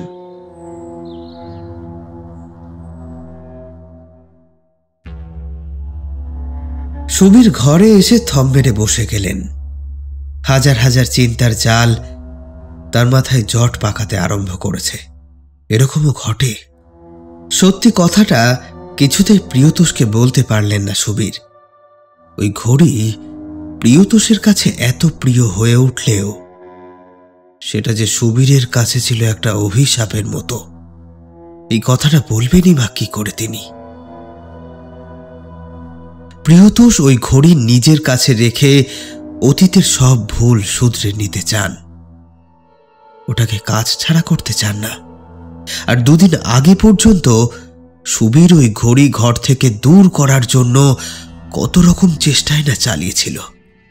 দেখতে গেলে নিজের প্রতিহিংসা চরিতার্থ আর নিজেকে বিপদ থেকে বাঁচানো, এই দুই কার্যসিদ্ধির উদ্দেশ্যেই ঘড়িটাকে কাজে লাগাতে চেয়েছিল সুবীর। কিন্তু একটা কার্যসিদ্ধ হলেও আর একটা কিন্তু হলো না। যেটা হলো সেটা সুবীর যা চেয়েছিল তার ঠিক উল্টোটা। প্রিয়তোষ, তার স্ত্রী পরমা আর সুবীর একই কলেজে পড়তেন। সুবীর বারংবার পরমার প্রতি নিজের ভালোবাসাকে ভালোভাবে বুঝিয়ে দিলেও পরমা একদিন সাফ জানিয়ে দিয়েছিলেন যে তিনি প্রিয়তোষকেই ভালোবাসেন এবং ভবিষ্যতে তাকেই বিয়ে করবেন। আর সেই থেকে সুবীরের মনে একটা চাপা রাগ তৈরি হয় ওদের দুইজনের প্রতি। আর তাই সারা জীবন ধরে সুযোগের অপেক্ষা করে করে শেষ পর্যন্ত সুযোগ পেলেন এই শেষ বয়সে এসে নিজের ভালোবাসার না পাওয়ার বদলা নেওয়ার। সেই সুযোগটা আর হারাতে চাননি। কিন্তু এক্ষেত্রে প্রিয়তোষের কাছে যে শাপে বড় হয়েছে বলে মনে হচ্ছে।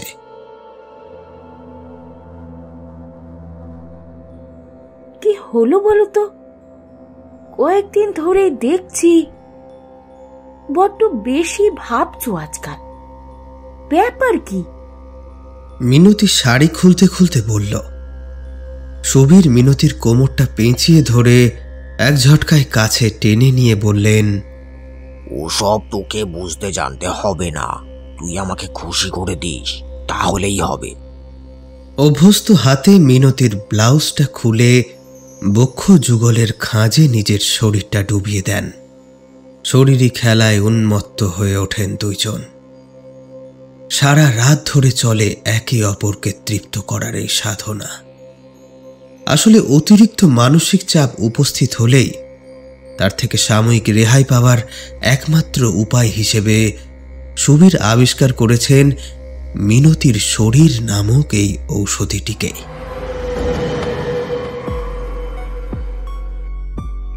নিজের অতীতে ফিরে যাওয়ার জন্য আজ একেবারে তৈরি হয়েই বসেছিলেন প্রিয়তোষ। 13টা বাজতে আর 10 মিনিট বাকি। ঘড়ির দিকে বিস্ফারিত নেত্রে চেয়ে অধীর আগ্রহে অপেক্ষা করছেন। যথাসময় 13টার ঘণ্টা বেজে উঠল। আবারও সেই আগের মতো চারিদিকের দৃশ্য পাক খেতে আরম্ভ করেছে। পাক খেতে খেতে মিলিয়ে যেতে চাইছে একটা বিন্দুতে। তবে এবার আর কিন্তু প্রিয়তোষের মাথা ঘুরল না, জ্ঞানও হারালেন না তিনি। সেই বিন্দুর দিকে এক দৃষ্টে চেয়ে বসে রইলেন। তারপর ধীরে ধীরে তার চোখের সামনে ফুটে উঠল অতীতের আর এক কাহিনী।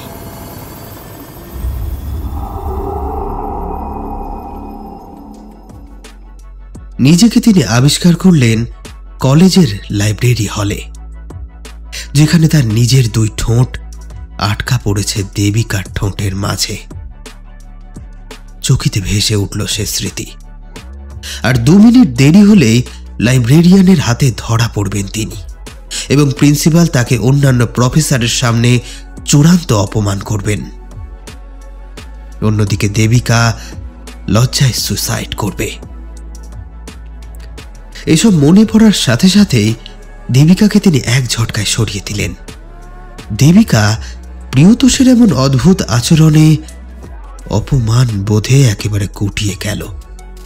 তবে পর মুহূর্তে ঠিক কয়েক পা দূরত্বে লাইব্রেরিয়ানকে দেখতে পেয়ে নিজেকে সামলেও নিল সে। ব্যাপারটা বুঝতে পেরে প্রিয়তোষের দিকে লাইব্রেরিয়ানের অলক্ষ্যে একটা উড়ো চুম্বন ছুঁড়ে দিয়ে বেরিয়ে গেল সেখান থেকে। প্রিয়তোষও মাথা চুলকিয়ে একটা মেকি হাসি হেসে বই খোঁজায় মনোনিবেশ করলেন।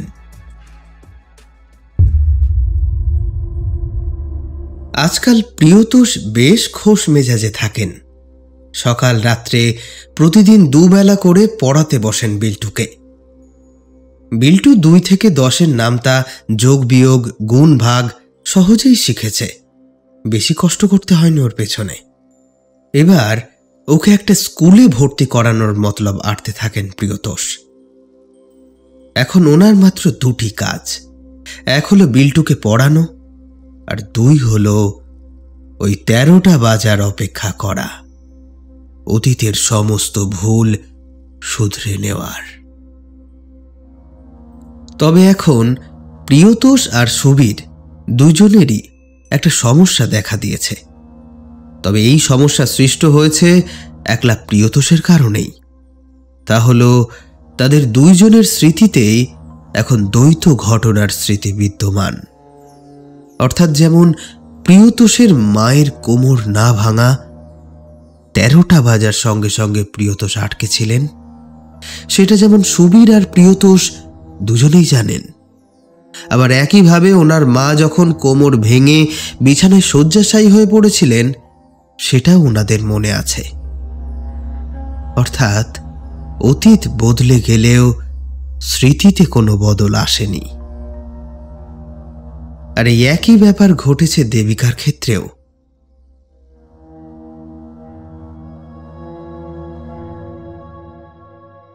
তবে এই ঘটনা শুধুমাত্র ওদের দুজনের সাথেই হয়েছে, বাকিদের উপর এর কোনো প্রভাব পড়েনি। প্রিয়তোষের অনুভূতির সঙ্গে সুবীরের অনুভূতির এই অদ্ভুত মিলের কথা জানতে পেরেছিলেন সুবীরের থেকেই। তবে প্রিয়তোষের দ্বৈত স্মৃতির ব্যাপারটা স্বাভাবিক হলেও সুবীরেরও এই দ্বৈত স্মৃতির কারণটা সঠিক যে কি, তা দুজনের কেউই অনুধাবন করতে পারেননি। এনারা দুইজন ছাড়া অন্যদের উপর যে এই দ্বৈত স্মৃতির প্রভাব পড়ছে না, তার প্রমাণ পাওয়া যায় গৌরীর কথায়। গৌরী তো আগে থেকেই জানত যে প্রিয়তোষের মায়ের কোমর ভাঙা। তবে প্রিয়তোষ সেই 13তম ঘণ্টায় অতীতে ফিরে গিয়ে মায়ের কোমর ভাঙা থেকে যখন রক্ষা করলেন, ঠিক তার পরের দিন গৌরী ঘরের ঝোল ঝাড়তে ঝাড়তে নির্মলা দেবীর বাঁধানো ছবির দিকে তাকিয়ে বলেছিল, মায়ের বয়স হলেও অনেক শক্ত ছিলেন। বলুন দাদাবাবু, কেমন সোজা হয়ে দাঁড়িয়ে ফটো তুলছেন, কখনো একটা হাতে লাঠি পর্যন্ত নেননি। অর্থাৎ অতীতটা নিঃশব্দেই বদলে গিয়েছে। তবে এক্ষেত্রে কেবল একটা ঘটনার স্মৃতি ওদের মাথায় আছে। দ্বৈত স্মৃতির প্রভাব একমাত্র পড়েছে প্রিয়তোষ আর সুবীরের ওপর। তো এইভাবে চলছিল দিন। একদিন সকালে ঘুম থেকে উঠে মনটা বড়ই হালকা লাগছিল প্রিয়তোষের। গৌরীকে বললেন ব্রেকফাস্টে কচুরি আর আলুর তরকারি খাবেন। গৌরী এত খুশি হবার কারণ জানতে চাইলে তিনি বললেন, জানিস, স্বপ্নে দেখলাম আমি একটা বড় দুর্ঘটনার হাত থেকে একজন শিশুকে বাঁচালাম। সেই আনন্দে আজ কচুরি পার্টি হবে। স্বপ্ন বই তো কিছু নয়, তাও মনে আনন্দ যখন পেয়েছেন, হোক তবে কচুরি। এক্ষুনি বানিয়ে আনছি, আপনি হাত মুখ ধুয়ে নিন। বিল্টু হাতে তালি দিতে দিতে বলে উঠল, কি মজা কি মজা, আজ কচুরি খাবো। আসল ব্যাপারটা তো আর গৌরী জানে না। আসলে প্রিয়তোষ বহু বছর আগে একবার রাস্তা পার হওয়ার সময় দেখেছিলেন ফুটপাতের ধার থেকে একটা ছোট্ট বাচ্চা মেইন রোডের একেবারে মাঝখানে ছুটে চলে এসেছিল। আর কোনো কিছু বুঝে ওঠার আগেই একটা বাইক হঠাৎ এসে তাকে পিষে দিয়ে চলে যায়। ওই ঘড়ির 13টা বাজার স্বপ্নে সেই দৃশ্যটায় দেখতে পেয়েছিল প্রিয়তোষ। আর এই দৃশ্য দেখেই সেখানে দাঁড়িয়ে পড়েছিলেন তিনি। ওই বাচ্চাটাও নিয়ম মতো যেই ছুটে বেরিয়ে আসতে যায়, অমনি তার হাত ধরে আটকান তিনি এবং ফুটপাতে হতাশভাবে বসে থাকা তার মায়ের কাছে বাচ্চাটাকে পৌঁছে দিয়ে আসেন।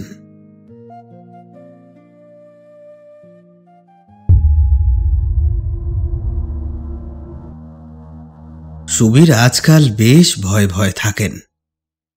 প্রিয়তোষেরও শরীর বিশেষ ভালো ছিল না, একটু যেন জ্বর জ্বর মতো এসেছে। রাতে যেমন সময় ঘুমোতে যান, ঠিক তেমন সময় আজও ওষুধ খেয়ে ঘুমোতে গেলেন। যতই শরীর খারাপ হোক না কেন, ওই ঘড়ি তো তাকে দিয়ে অতীতের ভুল শোধরানোর কাজ করিয়েই ছাড়বে।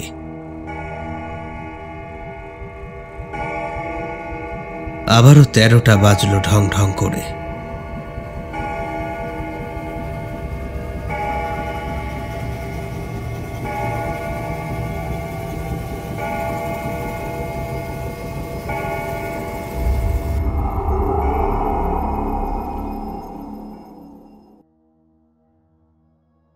প্রিয়তোষ এবার নিজেকে আবিষ্কার করলেন সুবীরের বাড়িতে। সুবীরের মা খুব যত্ন করে পরমাকে স্বাদ খাওয়াচ্ছেন। তখন বোধহয় পরমার প্রেগন্যান্সির 7 মাস চলছে। যেহেতু তিনজন একই কলেজে পড়তেন, তাই বন্ধুত্বও ছিল খুব বেশি। সুবীরই ভালোবেসে এই স্বাদের আয়োজন করেছেন। কিন্তু হঠাৎ যে কি হয়েছিল পরমার কে জানে। সেদিন বাড়ি ফিরে আসার পর শুরু হয়েছিল বমি, তারপর রক্তপাত, আরও নানান শারীরিক সমস্যা। তড়িঘড়ি নার্সিংহোমে ভর্তি করিয়েছিলেন প্রিয়তোষ। কিছুক্ষণের মধ্যে জানা গিয়েছিল বাচ্চাটা নাকি নষ্ট হয়ে গিয়েছে। বিষাক্ত কিছু একটা পেটে গিয়েছিল সেই কারণে। এবং পরমা আর কোনো দিনও মা হতে পারবেন না। আজ ঘড়ির মাধ্যমে সেই দিনটায় গিয়ে হাজির হয়েছে প্রিয়তোষ। প্রিয়তোষ দেখেন টেবিলে খাবার সাজিয়ে দিয়ে খেতে বসতে বলছেন সুবীরের মা। ঠিক তখনই তার কাজের মেয়ে মানদা ইশারায় প্রিয়তোষকে কিছু একটা বোঝাতে চায়। প্রিয়তোষের হঠাৎ মনে পড়ে যায় সেদিন মানদার এমন অসভ্য ব্যবহারে গা গুলিয়ে উঠেছিল প্রিয়তোষের।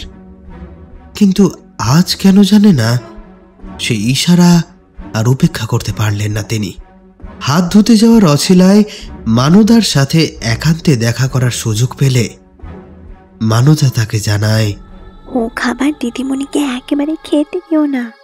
সব খাবারে নিজে হাতে করে তোমার বন্ধু আনারসের কাঠ মিশিয়েছে গো। বাচ্চাটা একেবারে নষ্ট করে যাবে ও খাবার খেলে। মাসিমা কিছু জানে না এসব। তোমার ওই বন্ধু এসব নিজে থেকে করেছে। এভাবে বন্ধুর পেছনে কেন ছুরি মারলো তা জানি না বাপু, আমি আড়াল থেকে সব দেখেছি। পিছনে ঘুরে প্রিয়তোষ দেখে পরমা প্লেটে ভাত অল্প একটু তরকারি দিয়ে মেখেছে। কিভাবে পরমাকে আটকাবে কিছুই বুঝে উঠতে পারে না সে। এমন সময় চট করে একটা বুদ্ধি খেলে যায় মাথায়। পরমা মুখে ভাত পুড়তেই যাবে, ঠিক সেই মুহূর্তে প্রিয়তোষ একটা অভিনয় করে। জ্ঞান হারিয়ে মাটিতে পড়ে যায় সে, আর তাতে কাজ হয়। সঙ্গে সঙ্গে পরমা হাতের ভাত প্লেটে ছুঁড়ে ফেলে দৌড়ে আসে প্রিয়তোষের দিকে। ওকে নিয়ে অনেকক্ষণ জ্ঞান ফেরানোর চেষ্টা করার পর প্রিয়তোষ স্বাভাবিক হয়ে ওঠেন। পরমার আর খেতে ইচ্ছে করে না। দৌড়ে আসার জন্য একটু অসুস্থ বোধ করে সে। শেষে তারা কিছু না খেয়েই বাড়ি ফিরে আসে। বাচ্চাটা বেঁচে যায়। আবারও একবার নিঃশব্দে বদলে যায় অতীত। চোখ মেললেন প্রিয়তোষ। আনন্দে দিশেহারা হয়ে পড়লেন তিনি। ইতিমধ্যে মনের মধ্যে অনুভব করতে পারছেন দ্বৈত স্মৃতির উপস্থিতি। এক, তার কখনোই কোনো সন্তান হওয়ার কথা নয়, তিনি নিঃসন্তান। আর দুই, ওই যে তার সামনেই বিদ্যমান।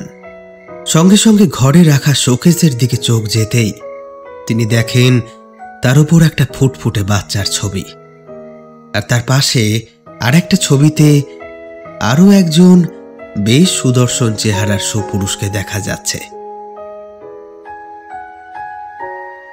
এটাই হলো তাহলে প্রিয়তোষের ছেলে।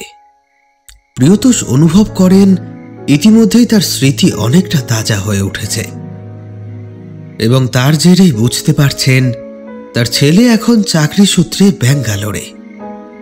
আনন্দে দিশেহারা হয়ে পড়লেন প্রিয়তোষ। দিন না রাত কিছুই যেন বুঝে উঠতে পারলেন না। এত আনন্দ বোধহয় তিনি আগে কখনো পাননি। নিজের মোবাইল ফোনটা হাতে তুলে নিলেন। স্বভাবতই তাতে সেভ করা আছে ছেলের ফোন নাম্বার। প্রিয়তোষ ডায়াল করলেন। কিছুক্ষণের মধ্যেই ওপার থেকে শোনা গেল ওনার ছেলের গলা। কি হয়েছে বাবা, এত রাতে? শরীর ঠিক আছে তো? বাবার প্রতি ছেলের এমন উদ্বেগ দেখে প্রিয়তোষ মনে মনে বেজায় খুশি হলেন। এ অনুভূতি তার কাছে একেবারে নতুন। এও তাহলে সম্ভব। মনের ভাবটাকে সংবরণ করে প্রিয়তোষ বললেন, না বাবা, তোকে নিয়ে একটা খারাপ স্বপ্ন দেখলাম, তাই চিন্তা হলো। ফোন করলাম, বিরক্ত করলাম বল? উফ, খুব ভয় পেয়ে গেছিলাম গো। একটু বিরক্ত হইনি। আরে এগুলো স্বপ্ন ছাড়া তো কিছু নয়।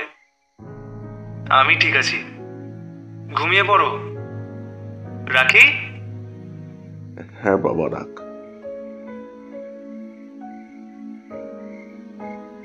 ফোন রেখে দিলেন।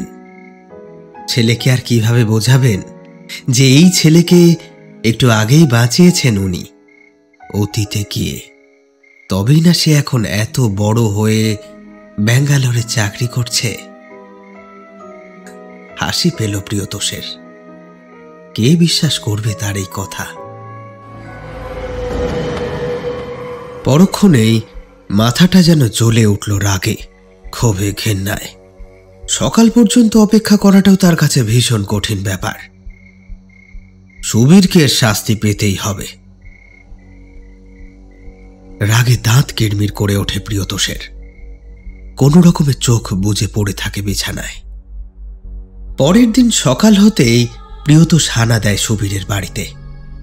সুবীরকে দেখে মনে হলো সে যেন প্রিয়তোষের জন্যই এতক্ষণ অপেক্ষা করছিলেন। আসলে তার স্মৃতিতেও যে দ্বৈত স্মৃতি এসে উপস্থিত হয়েছে। দরজা খোলার সাথে সাথেই প্রিয়তোষ হুড়মুড়িয়ে বাড়ির ভেতর প্রবেশ করে। সুবীরের উপর খ্যাপা ষাঁড়ের মতো ঝাঁপিয়ে পড়ে ওর কলার চেপে ধরে বলেন, শুয়োরের বাচ্চা, পরমার খাবারে আনারস মিশিয়ে আমার বাচ্চাকে মারতে চেয়েছিলিস কেন? বল কেন? কি ক্ষতি করেছিলাম আমরা তোর? উত্তর দে। এই বলেই একটা ঠাস করে চর কষিয়ে দিলেন সুবীরের গালে। সুবীর আর প্রিয়তোষ ড্রয়িং রুমে মুখোমুখি বসে আছেন। সুবীরের চোখ মাটির দিকে, প্রিয়তোষের চোখ থেকে তখনও আগুন ঝরে পড়ছে। মাটির দিকে মুখ রেখেই সুবীর শুরু করলেন, আমি জানতাম তুই আমার কাছে আসবি। মনের মধ্যে একটা চাপা কষ্ট নিয়ে বসেছিলাম এতদিন, হালকা হলো আজ। মুখের পেশি কঠিন করে চিবিয়ে চিবিয়ে প্রিয়তোষ বললেন, যা বলবি সোজাসুজি বল, কোনো রকম ফণিতা করবার দরকার নেই। সুবীর আবারও বলতে শুরু করলেন, তোকে বলেছিলাম আমার দোকানে অর্জুন সিং ওই ঘড়িটা বিক্রি করতে এসেছিল। মিথ্যা বলেছিলাম। অর্জুন সিং নামের আদতে কোনো মানুষ নেই। আমি ওটা উপহার পেয়েছিলাম আমার জন্মদিনে। তখনও তোর রিটায়ারমেন্ট হয়নি, তখন তুই আহমেদাবাদে পোস্টিং। ওটা কুরিয়ারে এসেছিল। কে পাঠিয়েছিল বা কোথা থেকে এসেছে কিছুই জানতাম না। শুধু সঙ্গে একটা চিরকুট ছিল যাতে লেখা ছিল মোট 13 বার ঘটবে ঘটনা। তোর মতো আমিও অবাক হয়েছিলাম ঘড়ির মধ্যে 13 ঘর দেখে। আর চিরকুটের লেখা মানেটাও বুঝতে পারিনি সেদিন, পরে বুঝেছিলাম।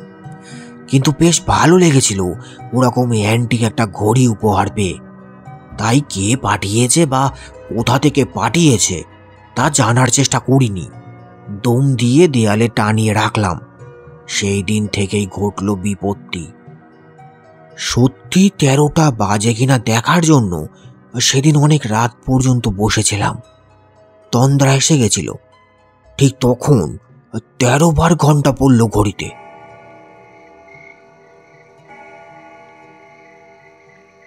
ঘুমটা চটকে গেল।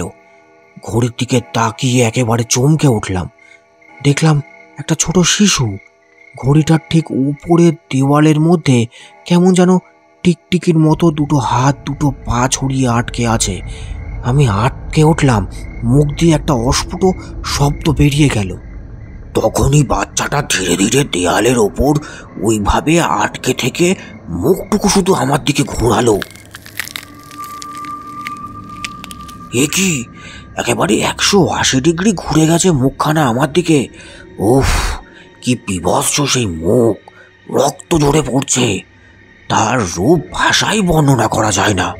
আমার বিচার বুদ্ধি তখন সব লোপ পেয়েছে। প্রচন্ড জোরে চিৎকার করতে চাইলাম, কিন্তু পারলাম না। হালকা একটা গোঙানি বেরিয়ে এলো মুখ দিয়ে। তারপর চোখের সামনে সব কিছু অন্ধকার। পরের দিন সকালে যখন জ্ঞান ফিরল তখন 8টা বেজে গেছে। মিনতির কলিং বেলের আওয়াজে দরজা খুললাম। আমার মুখ চোখে আতঙ্ক এমনভাবে বসে গেছিল যে মুঠের ওপর থেকেই সেটা দেখা যাচ্ছিল। মিনতি খানিক সন্দেহ করেছিল। ওকে কিছু বুঝতে না দিয়ে তড়িঘড়ি দেওয়াল থেকে ঘড়িটা নামিয়ে দম বন্ধ করে দিতে যাই, কিন্তু পারি না। কিছুতেই তা করা যায় না। কান্না পাচ্ছিল আমার। সেদিন আর দোকানে যেতে পারলাম না। দুপুরে আর ওই ঘরে থাকিনি। পাশের ঘরে বসে কিছু হিসাবপত্র মেলাচ্ছিলাম। কান সজাগ হয়ে উঠল। শুনতে পেলাম ঢং ঢং করে 13টা বাজল। কোনো কিছু বুঝে ওঠার আগেই আশেপাশের চিত্র বদলে যেতে থাকলো। চারিদিকে শুধু চাপ চাপ আধার। দেখলাম যে ঘরে বসে আছি সেই ঘরের আলমারির ওপরে বসে রয়েছে কাল রাতের দেখা রহস্যময় শিশু। হামাগুড়ি দিয়ে একেবারে আলমারির ধারের দিকে চলে আসছে। দেখে মনে হচ্ছে ওই বুঝি আমার উপর ঝাঁপিয়ে পড়ল। চেয়ার থেকে উঠে দৌড়ে পালানোর চেষ্টা করতে গিয়ে দেখলাম শরীরে বিন্দুমাত্র নড়ার ক্ষমতা নেই। আমার মনের আশঙ্কা সত্যি হলো। বাচ্চাটা একেবারে বাদুড়ের মতন উড়ে এসে ঝাঁপিয়ে পড়ল ঘাড়ের ওপর। তারপর আর কিছু মনে নেই। জ্ঞান ফিরলে দেখলাম মিনতি আমার চোখে মুখে জলের ঝাপটা দিচ্ছে।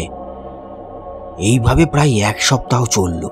প্রতিদিন 2বার করে এই একই ঘটনার পুনরাবৃত্তি হওয়ার পর মন থেকে ভয় যেন একেবারে উবে গেল। বারবার মনে হচ্ছিল কেন এমন হচ্ছে তা হয়তো আমি জানি, শুধুমাত্র একটা বাচ্চা আমাকে কেন ভয় দেখাবে। বুঝতে পারলাম এ আমারই পাপের ফল। আমি যে তোর স্ত্রীর সন্তানের মৃত্যুর জন্য দায়ী। এ বুঝি তোরই মৃত সন্তান।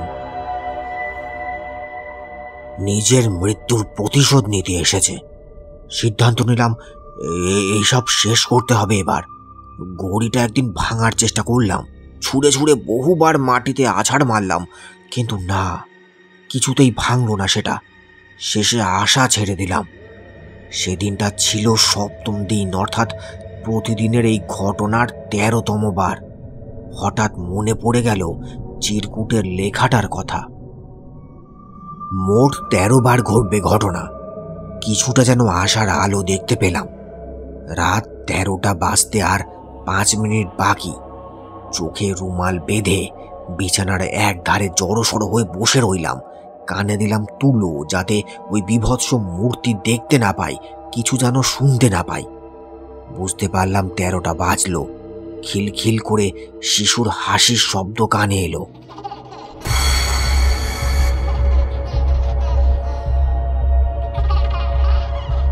যেন মনে হলো সে গোটা ঘরময় ছোটাছুটি করছে। একসময় ষষ্ঠেন্দ্রিয় জানান দিল সে আমার বিছানার উপরে উঠে আসছে। আতঙ্কে কুঁকড়ে গিয়ে এইসব চিরকালের মতো বন্ধ হওয়ার প্রহর গুনতে লাগলাম। তারপর যেন মনে হলো আমার চাদরে টান পড়ছে, কেউ যেন সেটাকে টানছে। আর তারপরেই ঝনঝন করে একটা প্রচণ্ড যান্ত্রিক শব্দ। আস্তে আস্তে চোখের চাপা সরিয়ে দেখলাম দেয়াল থেকে খুলে ঘড়িটা মেঝেতে পড়ে রয়েছে।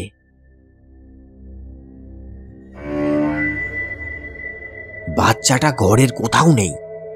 ঘড়িটা হাতে তুলে দেখলাম সেটা বন্ধ হয়ে গেছে নিজে থেকেই। হাঁপ ছেড়ে বাঁচলাম। তারপরে নিমন্ত্রণ পেলাম তোর। ও জিনিস আর ঘরে রাখতে চাইনি। পরমাকে ভালোবাসতাম, সে কখনো বোঝেনি। তাই রাগের বশে ওর বাচ্চাকে নষ্ট করলাম। তাতেও একটা চাপা রাগ থেকে গেছিল। তাই ঘড়িটা তোকে গিফট করে দিলাম। ভেবেছিলাম তুইও আমার মতো পৈশাচিক কিছু দেখতে পাবি, কিন্তু প্রিয়তর সুবীরকে থামিয়ে দিয়ে বললেন, কিন্তু সেটা আর হলো না।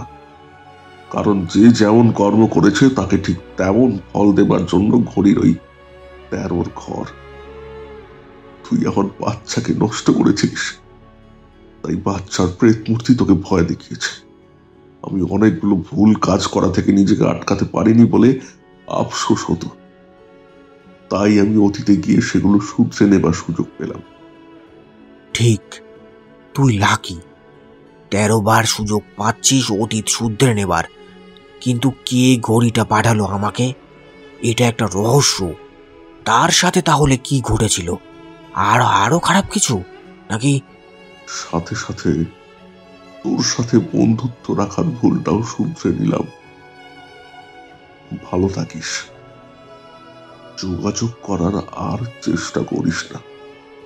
সুবীর দত্তের বাড়ি থেকে গটগটিয়ে বেরিয়ে গেলেন প্রিয়তোষ বাগচি।